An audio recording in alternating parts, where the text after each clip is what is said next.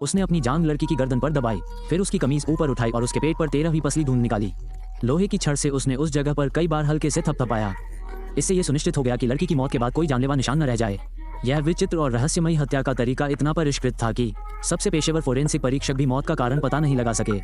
पीड़िता की मां ने अपनी बेटी के सामाजिक दायरे के सभी लोगों से संपर्क किया, लेकिन सभी ने दावा किया कि उन्होंने उसे नहीं देखा। बेचैनी से उसने अपने पति को फोन किया, जिन्होंने उसे इस मामले को अभी सार्वजनिक न करने का आग्रह किया, क्योंकि इससे उसके मेयर पद के चुनाव अभियान की लोकप्रियता प्रभावित हो सकती थी।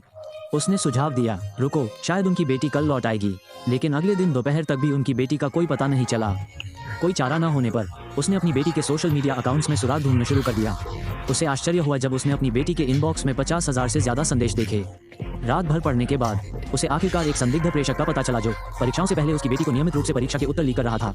जब मां अपनी बेटी को बेतहाशा ढूंढ रही थी, लड़की का पिता सीमा से कचरा साफ करने के लिए एक समूह का नेतृत्व करके अपने चुनाव प्रचार की रेटिंग बढ़ाने में व्यस्त था। अप्रत्याशित रूप से ये चाल उल्टी पड़ गई और जनता नाराज हो गई। जब उसकी पत्नी अपनी बेटी की तलाश में थक गई तो पिता होने के नाते वो सिर्फ राजनीतिक नौटंकी में ही लगा रहा।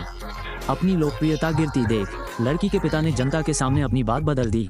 अपनी बेटी के लापता होने का व्यापक प्रचार करना शुरू कर दिया। जनता का समर्थन हासिल करने के लिए वो अपनी बेटी के भाग्य के प्रति बिल्कुल उदासीन लग रहा था। पुलिस को कोई नया सुराग न मिलने पर मां हताश और असहाय एक दिव्य माध्यम की ओर मुड़ी। उस रात उसने आशमन को अपने आंगन में अनुष्ठान करने के लिए आमंत्रित किया और वो किसी चमत्कार की आशा में उसके बगल में श्रद्धापूर्वक बैठी रही।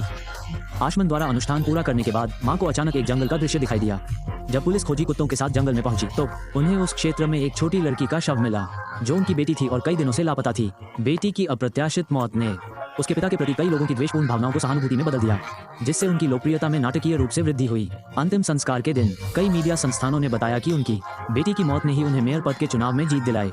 अपने पति को अपनी बेटी के लिए चिंता करते देख मां को केवल घृणा हुई।